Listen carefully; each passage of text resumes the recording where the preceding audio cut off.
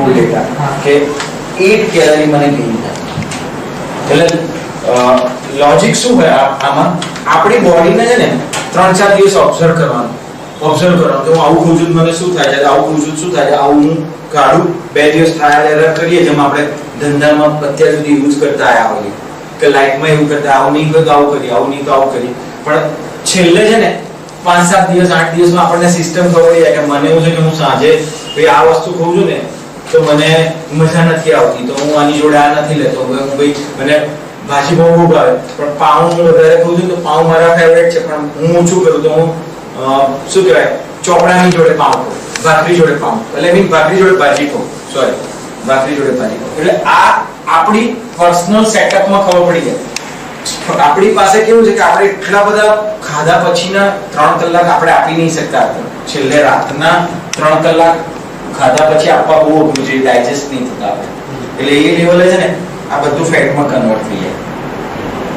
એ ફેટમાં convert થવાનું reason આ હોય. અને બાકીના માણસો કેવા હોય કે અહીંયા ગુજરાતમાં રહેતા એ મજૂરો એનર્જી એટલી બધી યુઝ કરી કરતા, એટલે એમને ઇશ્યુ ના આવતો. એ બંધ થઈ જતું હોય, એક્સરસાઇઝ થી બંધ થાય, કામથી બંધ થાય, તો એ લોકોને કદાચ ભૂલમાંથી બધું સાથે ખાધું ને તોય ના આવે. પણ ફરક શું હોય, ભગવાને આ નિયમ જ બનાવ્યા. જેની પાસે બદામ હોય ને, દાંત હોય ને એની પાસે બદામ ના હોય, અને બદામ હોય ત્યારે દાંત ના હોય.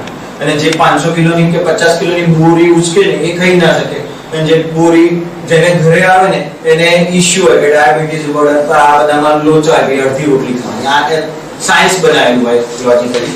પણ ક્વેશ્ચનને આનો આન્સર એવો છે, આપણી બોડીની ઓબ્ઝર્વ કરવાનું કે હું આવું કરતો હોઉં તો મને હું છોડું છું તો મને કંઈ થાય છે કે નથી થતું, તો પછી લેવાય. પણ આઈડિયલ અત્યારની લાઈફસ્ટાઈલમાં આપણે જે સ્ટ્રેસમાં રહીએ છીએ, જે લેવલે ખાવાની સિસ્ટમ છે, પહેલા તો કેવું હતું આપણા ત્યાં ટાઈમ પ્રમાણે બધા ખાઈ લેતા હતા. અત્યારે તો ટાઈમિંગના જ મેનેજમેન્ટ નથી. એટલે સૌથી ખોટું તો કેવું હોય, 12 વાગે કે મારે 1:30 વાગે જઠરાગ્નિ મારી જે આવવાની ને એ 4 દિવસે પેદા થઈ ગઈ.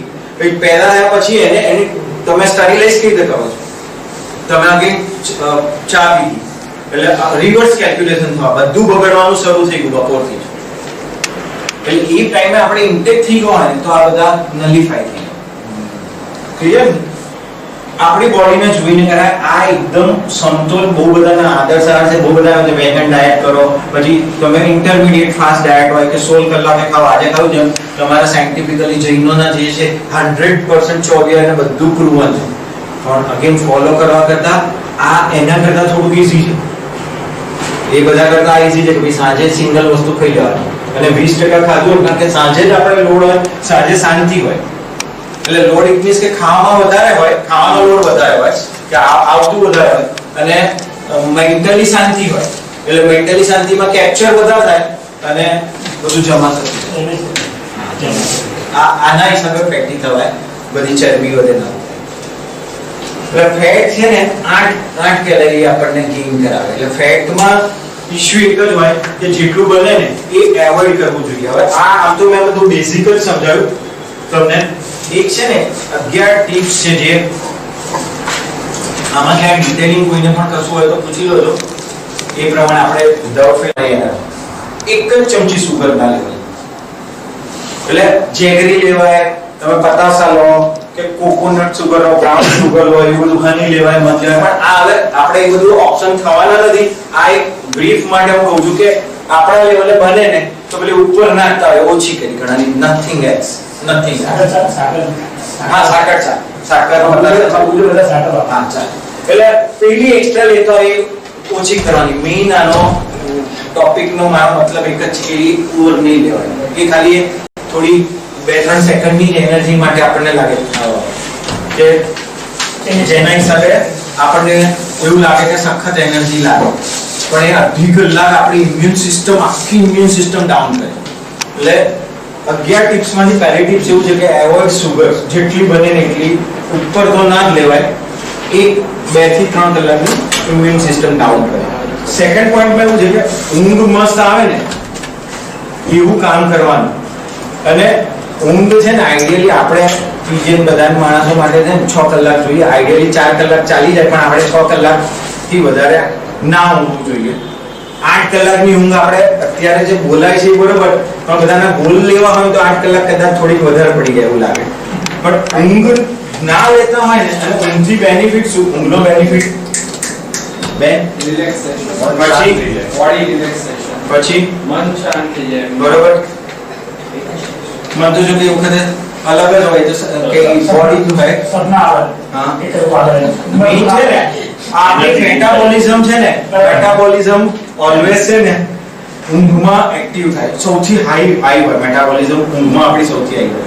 અને બોડી છે ને ઊંઘ વખતે જ આપણો આખી બોડીનો જે પણ ગ્રોથ થવો જોઈએ ને એક્ચ્યુઅલ ગ્રોથ થવો જોઈએ ને જે બધું બનવું જોઈએ એ બધું ઊંઘમાં બનતું હોય.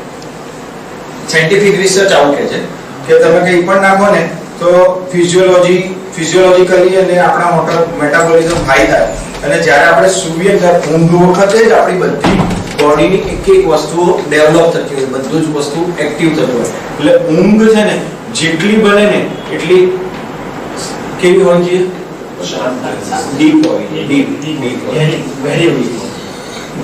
ડીપ ના બે અર્થ છે. અવાજ આવે તો ઉઠી જવાય એ એલર્ટનેસ કહેવાય. કે હું તમને નગારા વાગે તો ઊંઘે એ નહીં. એલર્ટનેસ સાથે સજાગ યોગ નિંદ્રા જેવી ઊંઘ હોય છે. ઓમકરણ જેવી. હા, સજાગ યોગ નિંદ્રા. Yes, done. એ પ્રેક્ટિસ થી આવે. પ્રેક્ટિસ થી આવી જાય. પછી છે ને આપણે આ 11 ટિપ્સમાં ઓવરઓલ હેલ્થની બધી જ વસ્તુ આવી જશે. એક તો પહેલું મેં શું કહ્યું, સુગર એવોઇડ કરવાની. તો 2 થી 3 કલાકની એનર્જી આપણી પાસે આપણી રહે. બરાબર. બીજું ઊંઘ પૂરે સ્લીપમાં તમે કઈ પ્રિફેબલી કેટલા અવર્સ કીધું તમે? આઈડિયલી 6 કલાકથી વધારે ના હોવું જોઈએ. શાસ્ત્રો એવું કે 4 કલાક જોઈએ. 4 કલાકે યોગી, 6 કલાકે ભોગી અને 8 કલાકે રોગી, એવું કે શાસ્ત્ર. 6 રાખો. હા, ત્યારે એટલે મેં પહેલાથી કહી દીધું, મેં ડિફાઇન કરી 6 કલાકે 4 તો નહીં થાય. 4 ના થાય. 4 નથી કરવા. 6 બરાબર. ચાર કરીએ તો પછી કિલોજનરલ બોડી ના એવું નથી. આપણે ટોપિક તમારી બાજુવાળા જઈ રહ્યા છો.